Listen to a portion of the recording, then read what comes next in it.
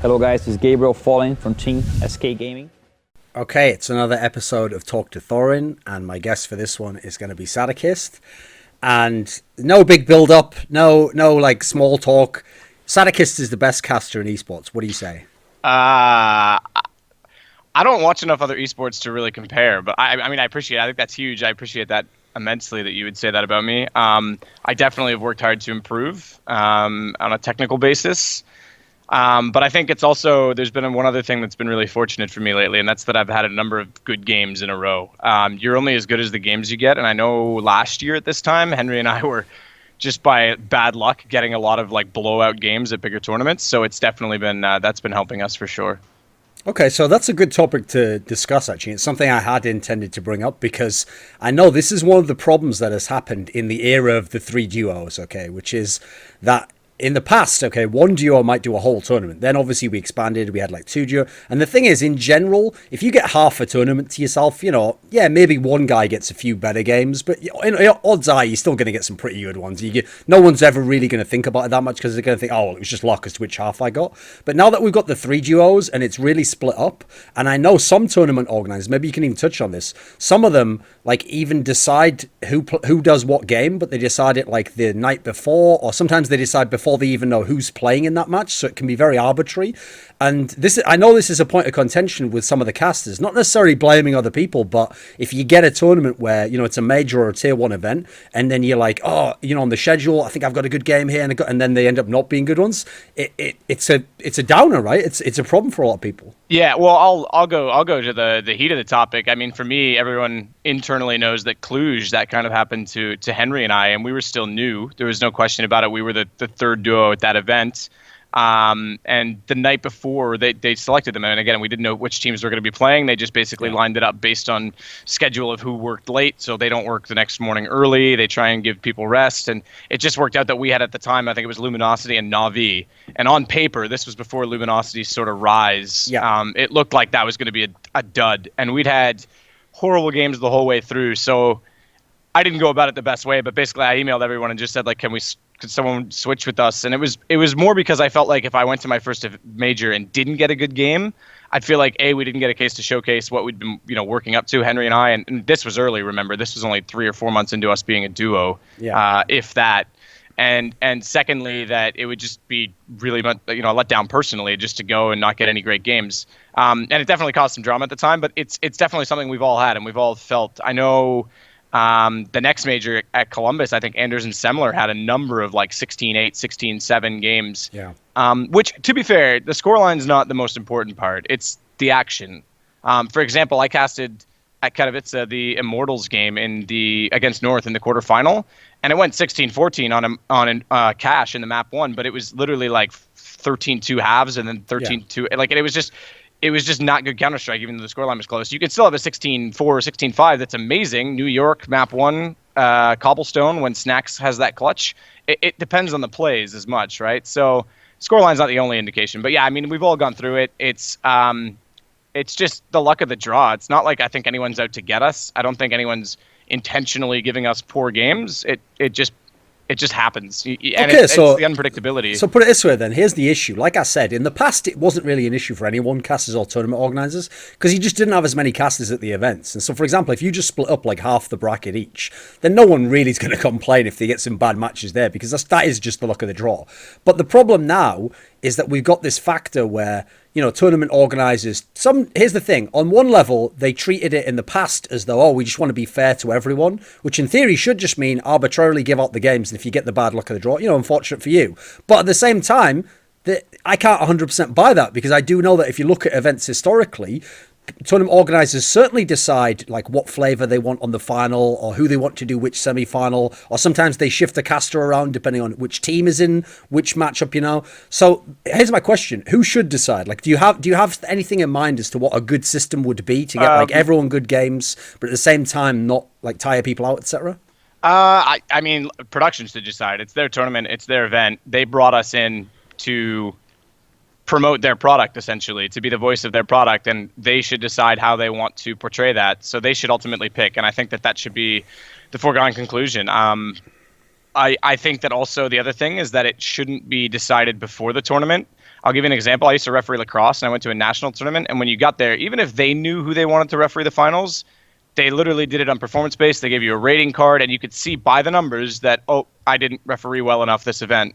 And it made everyone work their absolute ass off and work the hardest that they could. And I think it should be the same in casting. I think you should go into the event knowing that you're on equal footing. You may not have as much stature. I think the 3 duos now, we're all established enough that it's fine. But, if you're a newer duo, you should still have in your head that there is a possibility, whether or not you're a foot behind or not, that you can work your absolute hardest. And if everything aligns, you should have an equal chance. But like I say, that all comes down to production. There should be no pre-negotiations or anything along those lines. Anytime that anyone's talked to me about it, I always say the same thing. Look, I don't care who does the finals as long as it's not determined before I arrive at the event. Okay, so when you say it before that, you're only as good as the games you get, because obviously, funnily enough, people wouldn't think about this as a fan, but actually, one of the things that people always criticised Anders about last year was they said he overhyped the games, but actually, if anything, that was probably a byproduct of the fact he did have some ridiculous runs of bad games where, what's he supposed to do? Just do none of that and just do a very boring game? He's kind of stuck there. He has to do what he can. So I would actually say the best example for anyone who's an outsider and hasn't thought much about the industry would be the rise of DDK and Bardolph, because actually I think they obviously have their own niche, kind of fan base. Okay, they have their fans that they really appeal to, and I can see why they've risen in that sense. And they have their own tournament, by the way. That's a pretty good thing to have in your back pocket. Pretty sick. I will add in that I think a big part of their rise in the last 6 months is they have had the most ridiculous good fortune with getting amazing games and rounds. Like, think of all these classic, like the Nico Deagle Ace and E-League. That was them doing it that week, They obviously had the simple 1v2 at the major. They had so many moments where... Cold Zero jumping shot. Exactly, yeah. They, like, a lot of the big highlight moments just so happened to be their matches. And yeah, listen, they knocked it out the park. But if they don't get those matches, they're not imprinted in your brain in the same way. So in that sense, what is the balance like when you have games where... Like, should all the hype be natural? Can you really, if a game's just crap, just not put any excitement in? What's the balance like for you? Well, I'll give you the. I think you kind of, in a bad game, you're kind of looking for it. So every hint of a chance that there's going to be a clutch or a big play, you kind of build up with optimism, I think. So this is something Anders was very good at, and I had to listen to him originally. Is making a storyline that's connected in a way, whereas I used to just state facts when I started and that was it. Whereas now you get, for example, the Snacks play. He was in a 1 versus 4 with a pistol. I could have easily just been like, not going to happen, this is over. But in my head, I was like, look, it's a one-sided game. There's a chance. Virtus Pro is winning. Snacks has been playing well. So first line I said was like, it's the Big Apple and Snacks is hungry. And that's literally me having listened to Anders and various other casters looking at the positive side of things and building a storyline saying like, okay, there's a chance he can do this. Let's start it with an optimistic line. Then he hit like the first headshot and it was like, okay, let's go. And so that play, statistically, I would have looked at and said, no, it's done. And then I never would have hyped it. But in a game like that, you do kind of have to look for the opportunity to build hype. At the same time, you can't force it in. So you can start high, but you have to die off as soon as it dies off. You can't make a play more than what it is. I got lucky with that play. And like, again, you talk about Bardolph and DDK.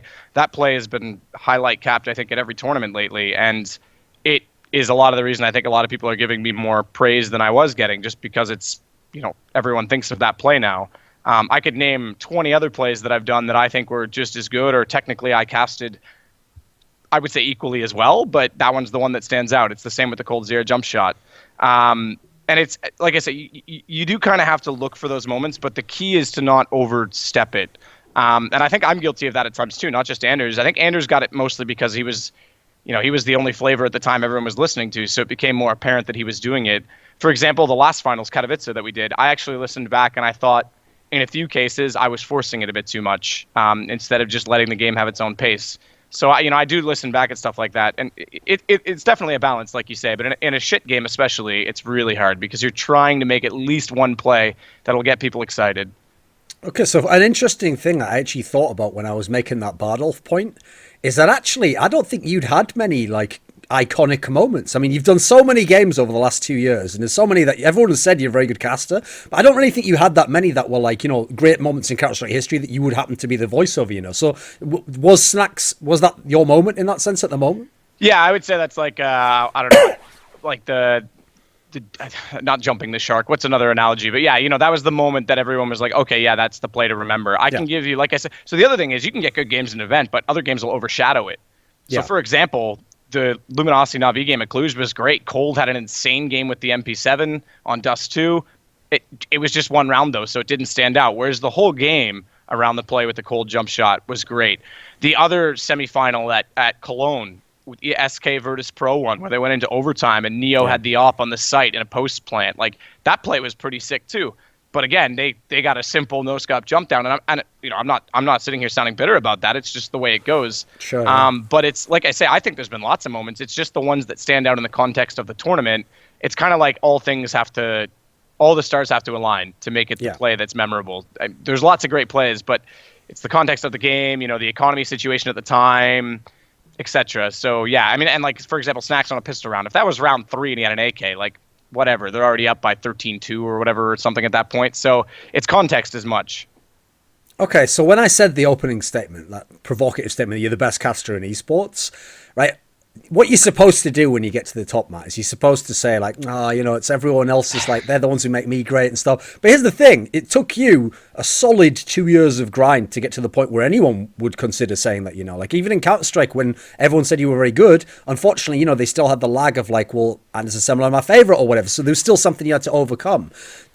Now, on the one hand, you did do the grind, you did get up there, but you also weren't someone who was like, I get the sense you were quite ambitious when you had those first years, right? You wanted to be the best in CS. Yeah, I mean, I don't want to sound arrogant, but yeah, I mean, there's part of it is you do have to have an understanding of self-confidence. And like when I listened to casters back in the day, I thought, yeah, I can do that. Didn't necessarily mean that I could be the best at it, but I could be better than the people in my region. I could be better than the guy that was casting my Call of Duty game at the time, to go way back. And that was kind of what encouraged me to get into it to begin with. And then it was the grind. And then it was, appealing to different audiences. When I started, I was casting in America mostly, Canada, America, North America. And that's one style. It wasn't until I went to the X Games that I really had to start working on my tempo and my pacing. And oddly enough, considering everyone gives her flack, the person I listened to for pacing the most was Pansy.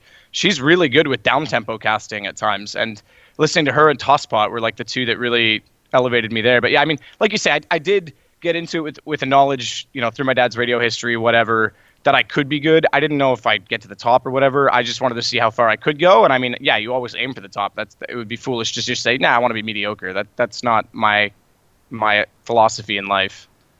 So an aspect I think really ties into that, which I'll just make a statement. Okay? I think that you maybe suffered from this initially, as you referenced with the Cluj scenario, which is that when people are good at something and they're getting better at something and they can see improvement, and they know, like, I'm getting pretty good skill-wise at this, or it's going down very well, unfortunately, a lot of people will then jump the gun a bit and they'll think, right, well, since, like, I know I'm this good or I am this good, I should kind of already have the status of being the best as well. And, like, the key thing I think everyone finds, especially in the esports industry, is that there's sort of a lag on your reputation and your status. Like, what happens is you build that up by years and years of work, and in fact, sometimes it goes the other way. Sometimes that'll allow you later in your career, if you're coasting a bit, to still be on top, even if you're not the best, But it's hard for the people when you're coming up, because you feel like you're ready. You're sort of like, put me in, coach, like, I can win this game, but you don't realize if the other guy in the game is the legend who's ahead of you in the roster, there's a reason why he gets put in. So was this hard to come to terms with? Did you have to was there a learning curve to it? Yeah, I think that's true. I think, like, I knew that I was capable of more than I was potentially getting at the time, and I was a little bit over eager to prove that. And that's natural. That's not skill. That's what I call experience. That's where you have to build into consistency, which is what I would argue I didn't have, and I'll come back to that until working with Henry later. But yeah, I think you do have to get used to that. You have to really sit down and look back at things. And the other thing too is, I'm always looking at my own work because I'm always doing it. I'm always a parent of it, and sometimes you go blind as to how well other casting duos are doing, or anything in a sport, an athlete, whatever, like you say, the legend, and what makes them good and how they're just a safe bet. For a tournament organizer, they know what they're going to get out of them. So yeah, there's a lot more to it, and I think Cluj, I did kind of overstep it a little bit. I got a little eager, but it's like you say, it wasn't then that I thought I was the best. It's just that I thought I was capable of more than, unfortunately, that tournament dished me. And like I say, it wasn't anyone out to get me. It was just like the games we got were very one-sided, even in the group stage when, it didn't really matter that much. I mean, if we think about like coming into 2016, this was the year where, okay, I think Anders and Semler for most of the year still had that. Still had like the comfortable rep. You know, they still, in general, they'd at least like get the benefit of the doubt. You know, most people would say they're the number one casting duo, but this was the point where it started to look like there's actually some competition now. That like people are like, obviously you guys, you and Henry hadn't been around that long, so now you're actually getting a chance where you've got a stable duo that's been around long enough where you can go head to head with those guys. It's not just like getting paired with a new guy every match. So, I mean, people would always want to say when someone's like the best, like, oh, no one will overtake them. I mean, funnily enough, it actually reminds me in Counter-Strike, like when Fnatic overtook NiP, it took a while. Like, Fnatic already was probably good enough. They'd already won majors and stuff, but you kind of have to like overwhelmingly prove it until people break that mental paradigm of like, oh, that team's always going to be the best, And so now we accept, yeah, someone can be better than NiP, they can overtake them. So what do you think in that sense? Like, where do you see yourself in the hierarchy? Like, could we say that Sadokist and HenryG are the best casters in CS? Do you think you've got that number one status now? I think, okay, so here's the thing. I don't think it's because of me or any reason. I think it's actually because of Henry that we have an edge on people. So, as you say, one of the things is we were working together consistently, and we eventually developed a chemistry that's pretty natural, I think, when you listen. And originally we started because listening to the other two CS duos, it's very hybrid. And we started kind of push into that a little bit, and we realized, and oddly enough, it was Tosspot again, who I bring up at a Twitch party that came to us and said, like, why are you guys doing this? Like, Henry, you're a former player. Like, focus on the playing aspect. Bring in your knowledge of that player playing against them. Bring in your knowledge of that round. You don't have to criticize them for being wrong, but bring in, what is technically correct, even if it wouldn't have worked in that situation. Like, be more analytical. And he said, and let Matt just run with the hype moments. So then I had to do a little bit less analytical, which is great because admittedly, that's not my strength. I can do enough to carry me through a play, and I can do enough to give Henry some food for thought. But good things came out of being hybrid. He got a little bit better at play-by-play as well, so he can carry himself to finish his thoughts. So then we kind of went back to a more traditional role, and I think the traditional role works better in CS because there's a definitive amount of time that I can hype, and then you go to the freeze time and the start of the round, and he can break things down. And I think that's what's kind of elevated us, is that I have, of the three duos, the only ex-pro as a casting duo. So I think that's taken us to the next level. I think you could see the same if an ex-pro teamed up with any one of the other five, really. They would be elevated, I think, to some extent. Okay, so in that case, I think an obvious point to jump into there, in terms of getting an ex-pro, is that a lot of people who weren't around even a couple of years ago won't know that originally it was in the stars that it was going to be Moses and Sadokist, right? So you would have had an ex-pro of a different flavour there. Do you ever wonder what alternate history we would have had if that had actually gone through? I think I would have been sober a lot more if that went through. But yeah, no, it's... I originally at ESEA, we were working at ESL in North America. That was the plan, totally. And we were really excited about it. I think it could have worked to the same extent. It's hard to say. Things align. I was in Europe. That gave me more prominence. Maybe that accelerated my career. I don't know. So it's impossible to say that one's better than the other based on the situation. Sorry, I just got people coming in. But yeah, so the reason I left, obviously, is I went to Romania and he had to stay with ESL based on his contract.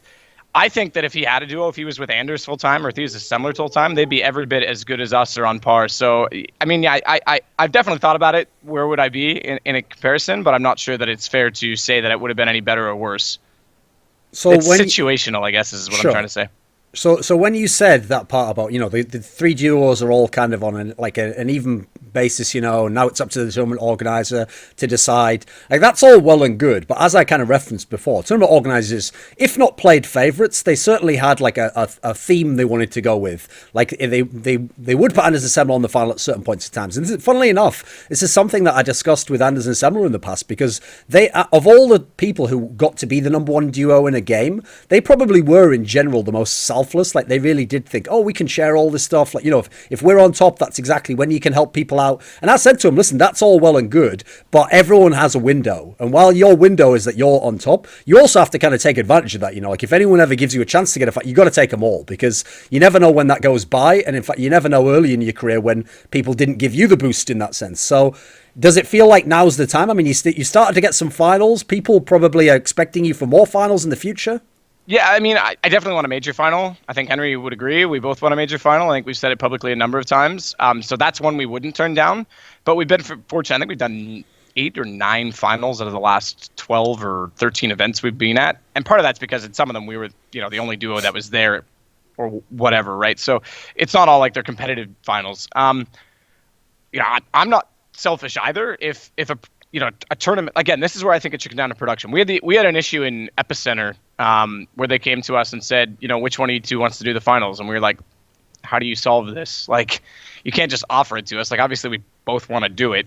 And interestingly enough, we both offered it to the other group. And I think it was, I don't know if it was like being politically correct or just being friends or whatever, right? You think it was like that thing? I mean, it's part of British culture where if there's one biscuit left, you have to offer it to the other person. But you're secretly hoping in that they turn it down because you want it, Yeah, I mean, kind of. But what actually worked out, and thankfully in this case, is that I had, because of my visa issue and how late I was getting one for Brazil, I got it like 2 days before I had to travel. The only flight I could get on was at like 2 a.m. and the final wouldn't have finished until like 11, and I wouldn't have time to pack, and it wouldn't have worked out. So I just said, guys, look, I got to go to the hotel. Like if I don't have to do the final, you guys do it. I'm out. And that kind of solved the issue. And I don't think it would have been drama. I just think that it's a bit silly that we would have to decide. So, like, I get what you're saying. I totally am. If DDK and Bardolph get the next major final, awesome. I'm going to pat them on the back and say, good job. You guys have worked for this. If Anders and Semler get it, great. They've done a lot of work to have the finals that they've had. But obviously, if I get it, I'm going to be super ecstatic as well. But it should be production's choice. It should be the tournament's choice. And I think it should be done during the week based on the storylines that have been built up. If there's one team that's been casted a lot by one caster and they've been working well with it, and they're following a continuous storyline, maybe there's a reason there to have them in the final, but it shouldn't be decided before, a tournament. That's when I think that's a little bit unfair, considering the talent level that we have in the 3 duos right now. When there was that period where Anders and Semler were the clear, they were like the number one for everyone. The tournament organizer wanted them in the final. The fans wanted them in the final. They were the most famous of the CSGO casting. They had everything. Everything was insurmountable at that point. They were the nip, like who's going to be better than them? Did you actually know at that point in time, like if you keep grinding, the chance will come? Was there ever times you wondered, like, will I always be stuck kind of underneath? Yeah, I think this comes from like a sports aspect where even if you're the underdog, you always think like you can win. So you're always trying, basically with realistic expectations. So it wasn't that I was trying to the point where if I didn't get a breakthrough and I didn't become, a casting duo with Henry that was capable of finals, that I would have been bitter about it. But it was motivation to continue working harder and listening to some of the things they do versus what we do. I think that they have some strengths as well in aspects, in mid-round situations. I think that sometimes I overtalk Henry a bit. I think that sometimes they're a little better because of the hybrid situation. But then at the same time, I know that we're better in breaking things down because of Henry. So I knew there was a possibility. And again, it comes down to the games you get. It has to be things aligning. But again, I still don't look at it that way. I don't look at it and say, we are better than them. They're capable of great things as well. And I think they've had some bad luck with games recently too. So it could switch around. But yeah, I mean, I always looked at it and said, like, there's a chance I can do that or more. So. An aspect that to every single caster is in no way underrated is the concept of exposure. Like to fans, they think to themselves, no, I just think these guys are the best now because of this moment I remember here. It's like, well, yeah, but maybe it's the fact that you got really comfortable with them. You heard them in 10 events instead of 5 of those events, And one area where we can look at you guys and say that almost inarguably you guys did earn your current status is I don't think anyone was grinding as much as you guys. Like I will say DDK and Bardolph, just because of the fact that, face it, as slave drivers do make them do like those like 10-hour casts. That is pretty hard, but I mean in terms of like traveling to events, doing them all, I mean I know Anders and Semler had some extenuating circumstances that held them out of a few, but you guys, I mean it felt like you almost never turned an event down for like a year and a half or so. Yeah, I turned down 2 or maybe 3 events last year and I still did 29. Which is ridiculous when you think of the calendar and that Christmas is obviously time off. There was the player break for 2 weeks. That means I only didn't work like 3 or 4 weeks. Can you see the impact that had? Is it obvious when you look back now? In two reasons. One, like you're saying, is exposure and familiarity. I can attest to that listening to other sports. I know that when I listen to a hockey game, if Bob Cole or Jim Houston's calling it, I'm going to be comfortable with what I'm getting just because it's a familiar sound in my ear. Even if I'm not listening to what they're saying, you're not complaining about it either because it's familiar. Same with F1. When I listen, I have my commentators that I like and I have others that I just can't stand. Even if they're good and they're new, I'm just like, I don't know if I like this guy. It takes me a while to be convinced of that. So for that reason, yeah, absolutely. Exposure to fans for sure. But also was the grind and chemistry. And for me as well, for seeing more Counter-Strike, reading habits and trends that players do and building off each other, building up. I used to have to study before events. When I went to X Games, I had notes on every team. I got a guy from ESEA at the time called, his name was Brian, Rotoderp, Predator backwards. He would help me with stats. I'd go through all that. Now I don't have to do that. I have it in my head because I've done so much of it. So there's lots of benefits to doing that for sure. Unfortunately, there's lots of sacrifice as well. I don't have a social life with my friends at home anymore. Still talk to them when I can. I'm definitely getting way out of shape, which is something I need to fix. But yeah, it's all part of it. So, okay, the stupidest question you could ever ask right now, but I have to ask it. To be an interviewer means to be naive sometimes. You have to ask, okay, so will the grind ever slow down? I mean, surely logically, when you get on top, you have to just keep grinding and stay on top, right? I think, yeah, absolutely. No, I think there's two things to that. I think the grind of the CS schedule is going to slow down to some extent. I think that's inevitable. I think that there'll be teams being more selective of the tier 1 events, the premier events, which I kind of call the 250 and above now, the $250,000 and above prize pool. I think, I don't know when or how, but I think one of the regular seasons is going to end up suffering at some point and perhaps not existing. That's a theory. It may not happen. And then I think that in general, Henry and I are going to pick stability over small one-off events. So, for example, last year we were doing a lot of the smaller events. I did one this year. I did Assembly in Finland. That's because we go hang out with Natu, and it's a good time, and it's pretty relaxed. But we'll do more of the regular season stuff. So right now I'm in Germany. I've been here since after the major, pretty much. I think I had 2 days off before that. I went to Vegas. I went to Katowice, and then I'm here for 4 weeks. I'm here till May, basically, with a few events in between. So I'm still grinding, but I'm not traveling to the small events as much. So at least I can settle into a routine here on the weekends. I can, go to the gym. I can do whatever. I can play Frisbee. I can do whatever. I have a bit of time to myself. So that's kind of good. With the success of the E-League seasons, and I mean, no one at the moment actually knows, how long they'll be around for, if they're all in on this, if they're going to do more seasons. At the moment, it's very up in the air. But that's an obvious area where, despite all you guys having success elsewhere, I mean, aside from the major that E-League ran, you guys at the moment, from the outside, appear to be locked out of E-League. Because obviously they have Anders and Semler, they were using DDK and Bardock, they have a relationship with Faceit. So is that an issue if E-League becomes a bigger part of CS in the next few years? What are your thoughts on that? I mean, I think it could be to our career. I mean, first and foremost, obviously I wanted to work with E-League. Everyone did. But I wasn't upset that I didn't get it because of how much we were doing. I almost looked at it, and it worked out because the finals were also the same weekend my brother got married last year, which I wouldn't have missed that for the world. So, but it was a situation where I kind of looked at it and put a positive spin on it and said, this is my time off. While that's all going on, I can get a few weeks home, or I can travel, I can do whatever, which is kind of what I had to do mentally to make sure that I was fine with it. I think if it did become a bigger league, a bigger player, I would hope that the work we've done would convince E-League to perhaps reconsider and to look at us as an option. I know that when they were first coming out, Henry and I were still very loosey-goosey on camera, which was outside of their professional realm, I think. But we've tightened that up a lot. That said, I mean, I guess for the sake of your question, yeah, if they became sort of the prominent league, then it might be an issue for us. But right now, I'm fine with it, and we have a fairly good relationship after working the major anyway. They were quite pleased with our work, and they're open dialogue at times about various things. And I feel like if I needed anything, I could reach out to them, and they'd answer or critique or anything along those lines.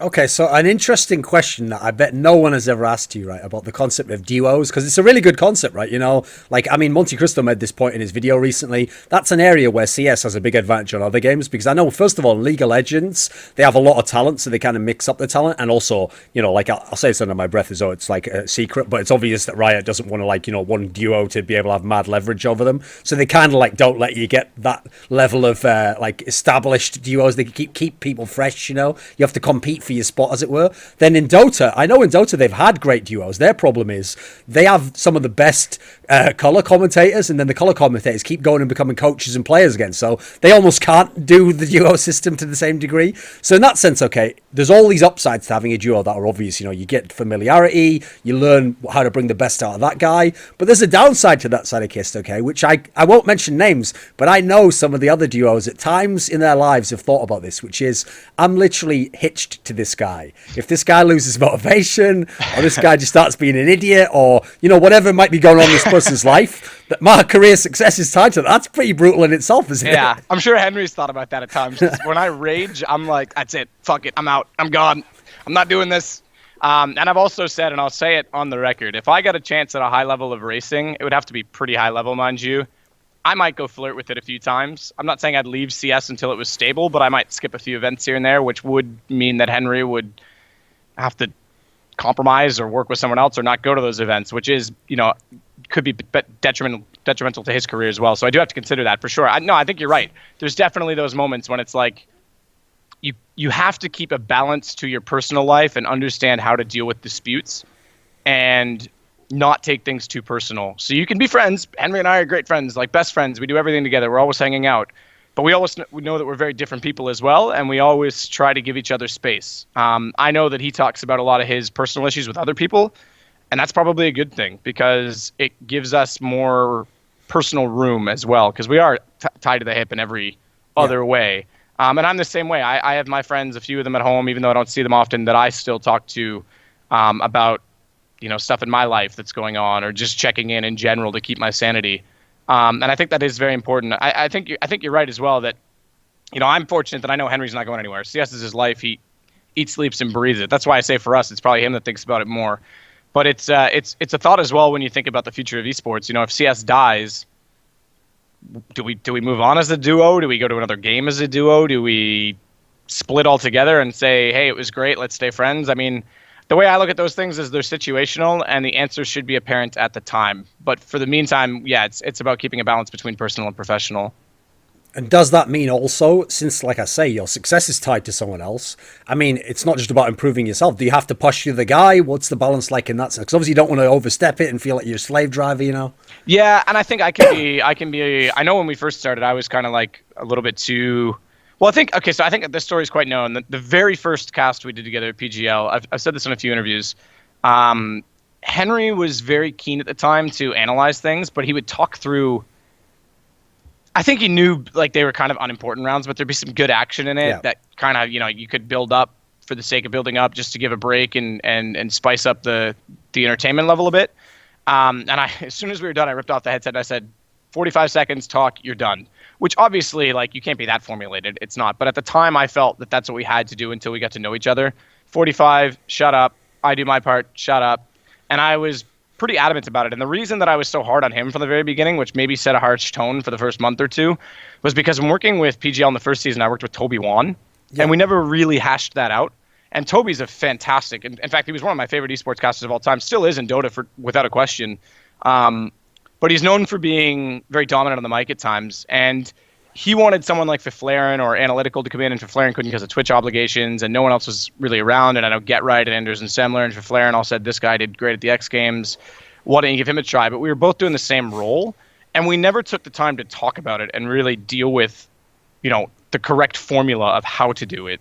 And by the end of the season, we hit the LAN finals, and he was hitting like another gear, but it was giving me even less space. And I just, like, after one game, I eventually took my headset off and was like, look, I know I'm not your color commentator you wanted, but you've got to at least respect me enough to give me professional courtesy to make this sound like a duo, to make it sound like a broadcast. Even if it's not perfect, it needs to be more balanced, so it's not like I'm just randomly throwing in information. Oh, surprise, there's a second caster. Like, who knew he was there? So I wanted to be upfront with Henry from the very beginning. And since then, I have dialed it back. There are times when I might say, like, I think you went a little bit too much that game. But at the same time, I'm more than willing to let him say that to me if he thinks that I didn't give him space, or if I put him in an awkward situation by making an analytical statement that didn't make sense. He's welcome to criticize me too.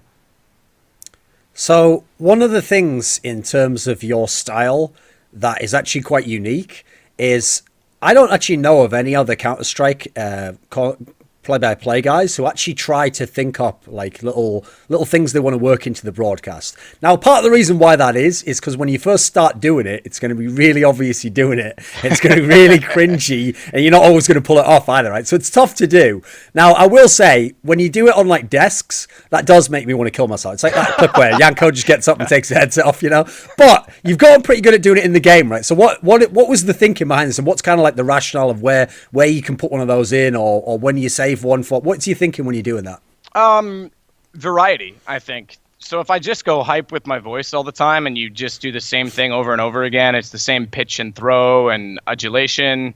There's only so much you can do. The next level of how to be memorable is in what you say. And most of what any play-by-play does in any sport is throw in a single adjective. And that's it. And they'll like magnificent. Tosspot was guilty of it. Sensational. Anders had the "Are you kidding me?" which is a little bit different, but it was one line. My thought was, you can actually almost cookie cut the same type of pitch if you rhyme it, because your timing should be the same. Okay. And this is kind of a technical, like it's almost a iambic pentameter with Shakespeare. It's a poetry thing.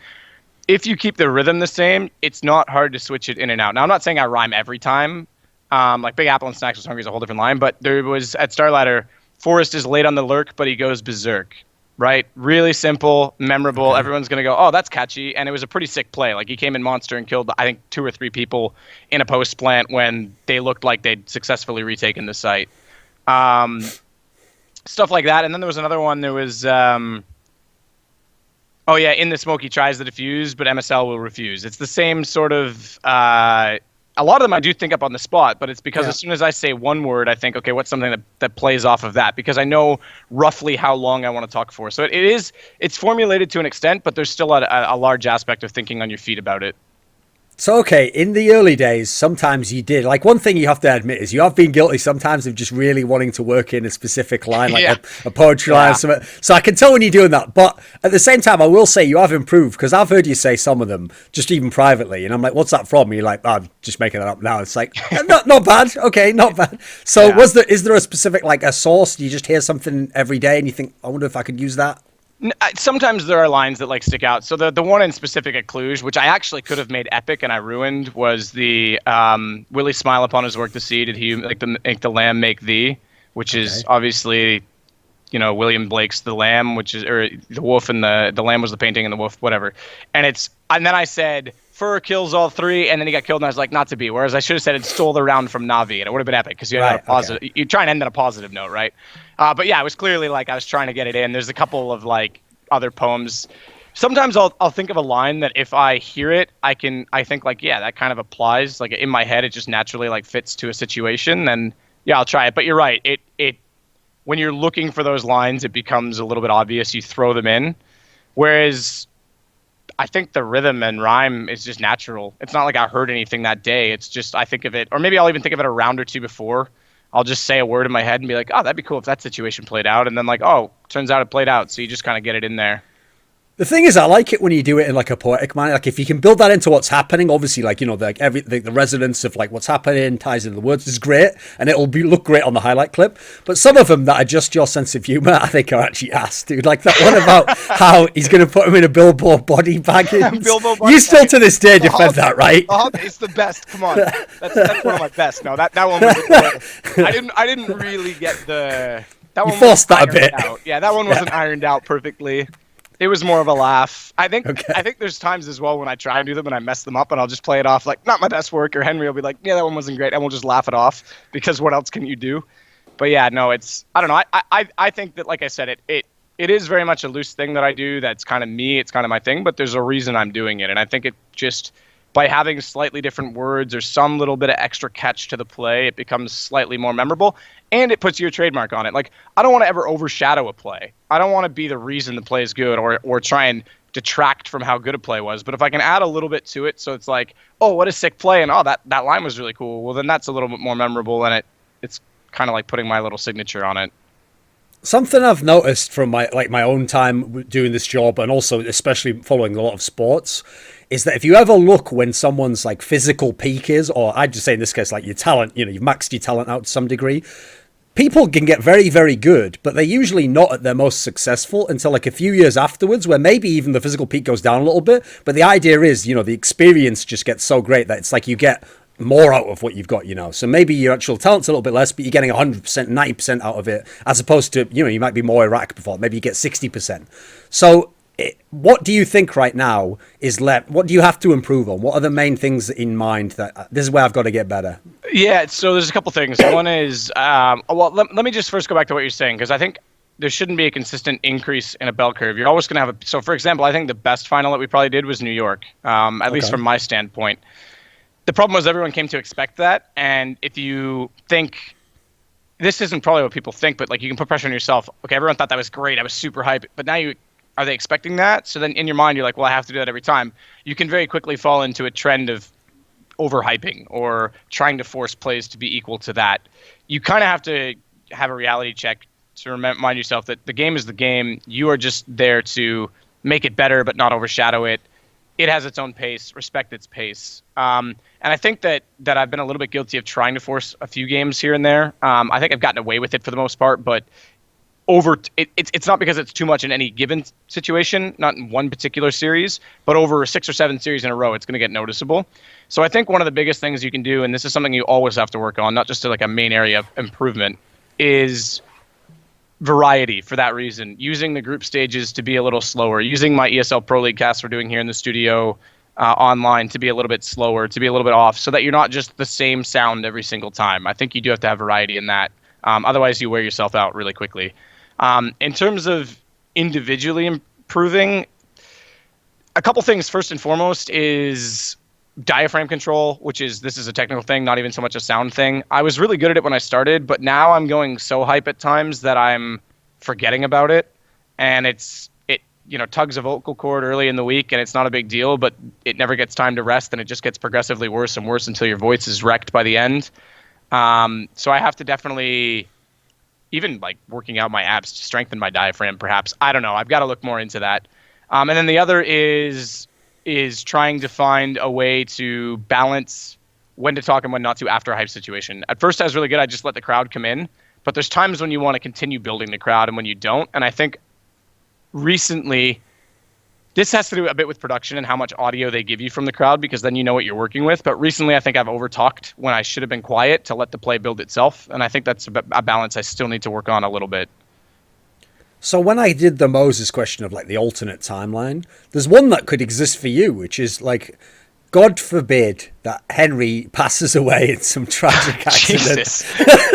And for whatever reason, okay. It was probably a Deadpool for us in Vegas, by the way. So for whatever reason, okay, it turns out you just loved him so much that you can't go on as a caster, okay. You could absolutely be a desk host, right? Do you think this is in your future? Do you think one day maybe you'll be a desk, whether in CS or another game? Yeah, well, I mean, if you remember correctly, I hosted a few desks at the start of 2016 when DreamHack went through, obviously, the Richard Lewis thing. They were reaching out to who could do it. And my name came up and I said, yeah, I'll do it. I'll do the desks for the year. It was fine when it first started. Everything was great. I think I had to learn. I wasn't great. Like, I wasn't perfect by no means, but it was fine in terms of me doing it. Until about 3 or 4 events in, Henry went, well, I don't really enjoy casting with other people as much. I don't feel like I'm as good. I feel limited. It doesn't feel like I'm Henry's a diva, isn't he? We're getting that sense from this interview. He's the what, sorry? He's a diva, isn't he? He's not a diva. I mean, we all can be divas, let's be honest. We all have egos. That's why we do what we do. But I think he was practical about it because, I mean, it makes sense. We had a chemistry that he was used to, and he knew that at the time that if we kept going, we could build into the duo, that we are now. And he thought if we were separating, it wouldn't ever transpire that way. And so once we found out Machine was free and brought him over, I went back to casting with Henry, but I also did the Star Ladder desk. I hosted a few desks. I did Katowice last year because Machine was actually late coming in due to COD the World League. And they didn't want to switch desk hosts halfway through, so they just said, you host the whole event. He cast with Henry. The reason I was interested in doing it at the time was, like you say, I think the easiest way to transition in esports is desk to desk, not caster to caster. You have to learn a game differently. People get used to you. So I was flirting with it because I was thinking about the longevity of my career. Maybe I wanted to host at some point in time. I think I would be capable of it. I'd have to learn a few things, when to talk, when not to, how to, play the devil's advocate, and also, like you say, as an interviewer, be naive at times and don't answer my own questions, which I was really guilty of at times at the start. But I'm glad I did it a few times to have the skills so that I can consider it for later. Yeah, I think at some point, like I say, if CS dies and Henry decides, he doesn't want to cast anymore, I can at least think about that as an option. I mean, some of the kind of the conditions you mentioned there, like Henry asking you, like, let's go, let's grind, basically. Let's like get back on it and let's get ourselves up as a duo. And also Machine being available. If some of these scenarios go a different way, do you think you actually would have just been doing more desk stuff now and maybe been like half and half or something? No, I think eventually it would have been hosting taking over, and not because I would have been better at hosting necessarily than I am at casting, or even that I would have been a great host in general. I think it was a necessity. There's a lack of hosts right now in the scene. And at the time, I mean, Machine's become the staple at this point. Richard obviously has E-League, but it's because Machine's available to do all those. There was no one else available. And I think out of necessity, events would have, DreamHack, for example, would have put me in that role, and then other people would have seen that role, and that would have been what they thought of me as. And then it's like being an actor. If you only do comedy movies, they're the ones that think about you. Even though Jim Carrey's capable of a serious role, we think of him as a comedian. Same with Robin Williams at times. He's very good in a serious role, but you think of him as a comedian. I think if I did desk hosting, I would have been considered a desk host more than a caster, and eventually that would have been my prominent role. Okay, so since, like I described as in a lot of these questions, the problem with the scene in general for everyone, for fans, for people who are, is that in the moment, things always seem really set. Like, okay, this person's number one, I'm this far away, like, how did they get to this point? How do you overcome? These all seem like really tough things because they're really like big picture things, and so as much as you can do what you can day to day, you never really know where you're going to be 6 months. You never know how fast or how slow it'll go. So at the moment, people will naively think, okay, Thorin, right, yeah, there was like a lot of mix up in the hierarchy before, but now we've got the 3 duos set. Don't worry, now there'll be no new pick. Well, odds are there still will be someone. So if you had to pick, is there someone you have your eye on? Like this could be the next either like solo caster or whatever. Is there someone who you think's next in line to come up? Firstly and foremost, I want to say, like, if you're coming up now, I was fortunate with timing because the game grew at the same time, but set small goals. I didn't say like I want to cast a major final from the very beginning. I said I want to cast at a big land. Okay, I did ESEAs and then I did X Games, and I said, okay, I want to cast in Europe, and then I did PGL. You kind of take it step by step with the end goal in mind. So that way you're not just saying, well, I'll never reach the end goal. At least you're climbing steps on the ladder and seeing progress. As for anyone right now that I've looked into, it is hard because the top tier events are locked out by the top talent. That's just because they're the ones that are established and around. I think Metis had a fantastic chance of going a little bit further. I know he has some issues with travel and doesn't have a duo, and I don't know how much he wants to commit to it, but he was excellent for a while. Still is excellent, don't get me wrong, but it doesn't seem like he's willing to grind it out in some ways. At least that's the impression that I get. And then if you look sort of into the depths, there's a lot of people on the same level, but it's who's going to take the next step. And I think as, some of the smaller events become conflicting with big ones, those are where they have to look. And I think there's a couple guys in the UK. I think Harry's all right. I think that Scrawny in Canada could be good, but he's still a little young and overexcited, I will say. He seems like he's on speed sometimes, which is I was guilty of when I started too. But those two guys could both be really good play-by-play. Keller is Keller. That's going to show up based on X-Pros or whatever, analysts trying out the casting role in the casting chair. That's going to develop on its own. But yeah, for casters, I think those two come to mind. And who knows, maybe there's more out there I'm not aware of that could be really good as well. Okay, do you have like a final message at the end of the interview, something you want to thank or just something you want to say? I hate when you put me on the spot like this. No, I mean, I think I thanks for doing this interview. I appreciate the praise lately, and definitely you've been you in general and a few other people, along with most of my colleagues, have been very supportive of my career, and I appreciate that. It's incredible how influential we can be of each other, so we do have to be careful, but it's been great that we're all pretty supportive in CS because it does build us up well. And final thought, like I say, if you are a new caster, set reasonable goals. There's going to be a need for it. There's a lot of tier 2 events right now. When I look at the proposed calendar, which obviously is quite secret, I can't talk about it, but there's a lot of events that are starting to conflict. And that means that there's opportunity which wouldn't have been there, a year ago even, which Henry and I would have done, or someone else, Dan and James would have done, Anders and Semler would have done. Those are your springboard. All you need is an event like that with 1 or 2 good teams, a couple good games, and you can start to build up a demo reel. So set reasonable goals and work to achieve them, and be willing to critique yourself and accept critique from others. That's one thing I always do, is a lot of self-critique. Not so much anymore, but when I was new, I definitely did. Hey guys, Tempest here. Just a friendly Canadian reminder to keep force spying, and you're watching Thorin's YouTube.